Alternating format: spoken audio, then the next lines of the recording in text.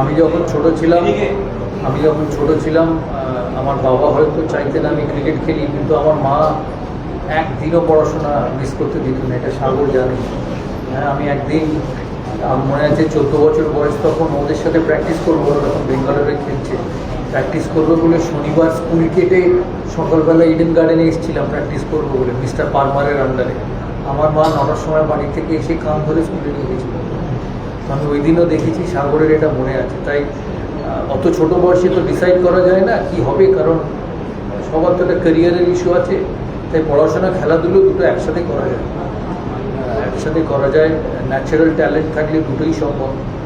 আমি কোনোদিনই বলবো না পড়াশোনাটা স্যাক্রিফাইস করতে, কারণ এখন নয় IPL হয়েছে, এখন নয় ফার্স্ট ক্লাস ক্রিকেটে টাকা পয়সা হয়েছে। আমি আর সাগর যখন খেলতাম 400 টাকা করে পেতাম। এই রিস্ক তো থেকেই যায়, প্র্যাকটিক্যাল রিস্ক। তাই দুটোই করতে হবে একটা বয়স অবধি। তারপরে দেখো সব কিছুই চেষ্টা আর সব কিছুটা লাক, অপরচুনিটি। পড়াশোনা করলেই যে একেবারে প্রচুর টাকার স্যালারি হবে কোনো গ্যারেন্টি নেই। ক্রিকেট ব্যাট নিয়ে নামলেও তেন্ডুলকার দ্রাবিড় হবে কোনো গ্যারেন্টি নেই। চেষ্টা করে যেতে হবে। Nothing in life is permanent. Guidance দরকার, হেল্প দরকার, তো সেই জন্যই কোচেরা আছে। কিন্তু আবার বলছি, ভালো কি খারাপ, খেলবে কি না খেলবে সেটা প্লেয়ারের উপরে। একই নেটে বিরাট কোহলি প্র্যাকটিস করে, একই নেটে দিল্লির ছেলেরাও প্র্যাকটিস করে, বিরাট কোহলি হয় কী করে, এই জিনিসটা মাথায় রাখতে হবে। হ্যাঁ, আমার মনে হয় না 14-15 বছর বয়সে সাইকোলজির দরকার। আর সাইকোলজির একটাই উপায়, যদি রান না হয় হেঁটে গিয়ে প্র্যাকটিস করতে থাকুন যতক্ষণ না রান হয়। It's a simple psychology. We complicate things too much. আমি বড় বড় প্লেয়ারদের সঙ্গে খেলেছি, দেখেছি তাদের way of being successful. Nothing substitutes hard work. If you keep working hard, you will be successful. Shoaib Akhtar কিন্তু সবসময় তোমাকে একটা ওপেন চ্যালেঞ্জ ছুড়ে যেত, তো সেই ব্যাপারে কি বলবে? ও বল করতো, আমিও রান করতাম। Thank you sir. ছোট 90 সাল কিছুই খেলিনি তখন। আমিও যখন মাঠে যাই আমিও চাই আমাদের একটা ছেলে খেলি। এই যে পড়েল দিল্লির হয়ে খেলে, দেখে মনে হয় আমি খেলি যখন ও ব্যাট করে। বাট আশা করি সময়ের সাথে সেটা হবে, কেউ না কেউ দাঁড়াবে।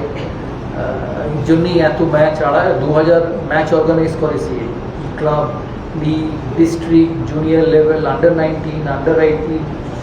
আশা করি একটা না একটা প্লেয়ার তো বেরোবে। স্পেশাল ট্যালেন্ট খেলুক। সচিন তেন্ডুলকার একদিনে হয়নি, 24 বছর খেলে হয়েছে, বাট ইজ এক্সেপশনাল। এবার আগে ইন্টারন্যাশনাল লেভেলে কী করবে সেটা সময়ের অপেক্ষা। But I think is very good. হ্যাঁ না, 100বার আশা করি হবে, এইটুকুই বলতে পারি। পিন পয়েন্ট তো করা যায় না কেন হচ্ছে না, তবে চেষ্টা অনেক হয়। কয়েকটা ম্যাচ খারাপ যাবে, তো মেশিন না, ইজ হিউম্যান। আশা করি হবে ভবিষ্যৎ। এর বেশি তো আর কিছু বলতে পারবো না। আমি ওদের গাইড করি, আমার পক্ষে বলা হয়তো ঠিক হবে না যে কী অভাব। মোহাম্মদ শামিকেও আমি বাংলার প্লেয়ার ধরি, হ্যাঁ, কিন্তু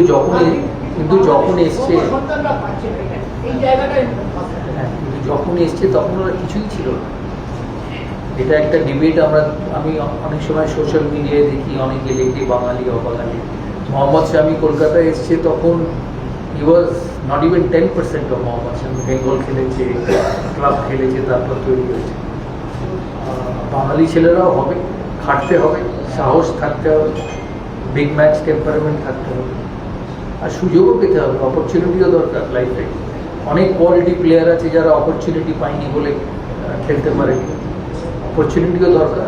আশা করি তারা খেলবে ভারতের হয়ে। আমরাও চাই, কারণ আমি যখন ইন্ডিয়ার খেলা দেখি, আমারও তো দেখি, যখন তোমরা যখন খেলা দেখেছো আমি ইন্ডিয়ার হয়ে ব্যাট করতাম, তোমাদের ভালো লাগতো।